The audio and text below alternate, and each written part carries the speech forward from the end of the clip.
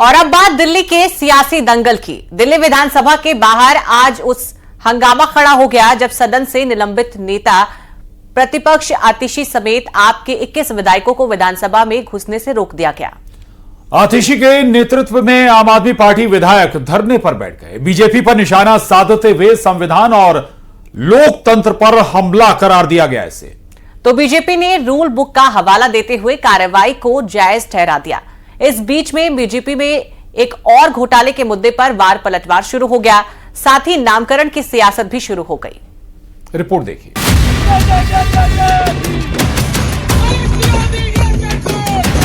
लेकिन कैंपस के अंदर एंट्री कैसे होगी?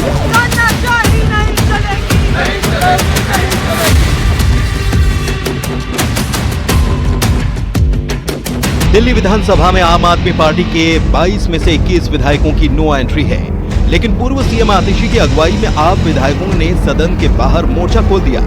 जैसे ही आम आदमी पार्टी के 21 विधायकों को विधानसभा परिसर में दाखिल होने से रोका गया, पूर्व सीएम और नेता प्रतिपक्ष आतिशी भड़क उठी और पुलिस से भिड़ गई। ये तानाशाही चल रही है क्या?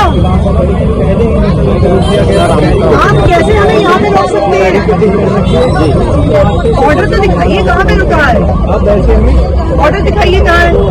ये बिल्कुल लिखा है असेंबली हॉल साहब पे लिखा है कि कहाँ पे लिखा है? मैं नेता प्रतिपक्ष हूँ, अपने ऑफिस के नहीं जा सकती हूँ। कैसे रुका हुआ है आपने?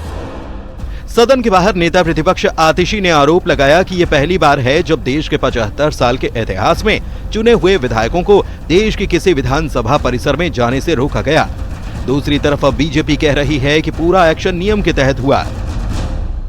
विधानसभा के सदन में एंट्री नहीं अलाउ होती है अगर आप सस्पेंड होते हैं, लेकिन विधानसभा के मेन गेट से 50 मीटर दूर पुलिस के बैरिकेड लगा के रोकना, ये तो दिल्ली विधानसभा छोड़िए, पूरे देश के विधानसभाओं के इतिहास में कभी नहीं हुआ होगा कि एक चुने हुए विधायक को रोका गया। सदन के परिसर का तात्पर्य है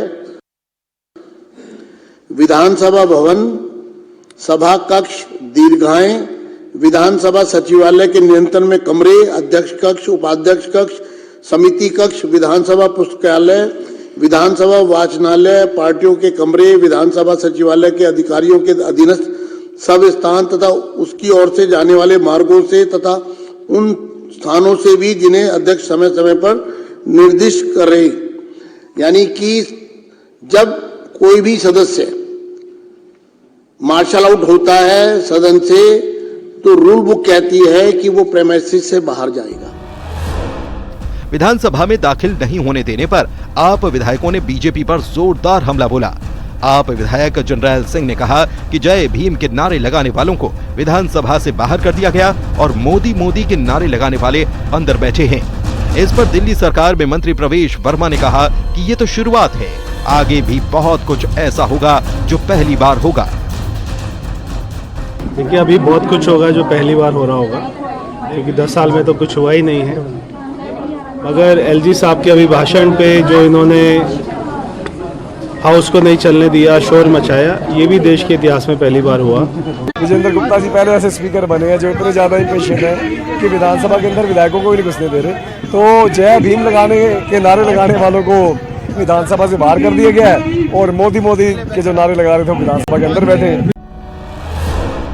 उधर सदन के अंदर जो कुछ हुआ वो आम आदमी पार्टी के लिए बड़ी मुश्किल खड़ी करने वाला है। पहले तो शराब घोटाले वाली सीएजी रिपोर्ट पर चर्चा, और इसके बाद आज एक और घोटाले का मामला उठा, सीसीटीवी कैमरा घोटाले का मुद्दा। अभी जो माननीय सदस्य ओपी शर्मा जी द्वारा एक बहुत ही चिंताजनक बात यहाँ पे रखी गई है, तो मैं आपको आश्वासन देना चाहता हूँ कि इस पूरे प्रकरण की जांच करवाएंगे और जो भी अधिकारी दोषी होंगे उनको सजा दी जाएगी। इस बीच दिल्ली में नामकरण की सियासत भी जोर पकड़ चुकी है। मोहम्मदपुर का नाम माधवपुरम, नजफगढ़ का नाम नाहरगढ़ और मुस्तफाबाद का नाम शिव विहार या शिवपुरी रखने की मांग तेज हो गई है। मोहम्मदपुर गांव है आरकेपुरम विधानसभा में, जिसका नाम कॉर्पोरेशन से ऑलरेडी पास हो चुका है। वहां के लोगों की मांग है, आरडब्ल्यू की मांग है, वहां की जनता की मांग है कि इसका नाम माधवपुरम गांव किया जाए। 27 साल के बाद दिल्ली में विराजमान हुई बीजेपी सरकार एक्शन मोड में है और सियासी पिच पर फ्रंट फुट पर बैटिंग कर रही है। दूसरी तरफ विपक्षी धर्म निभाकर आम आदमी पार्टी भी दिल्ली की सियासत में खुद को जिंदा साबित करने में जुटी है। लेकिन सबसे बड़ा सवाल यह है कि बंगला और शराब के बाद अब सीसीटीवी घोटाले का मुद्दा उठने से क्या आपके कट्टर ईमानदार वाली छवि के पर्दे अब धीरे धीरे खुलने लगी हैं? Bureau report, news 18।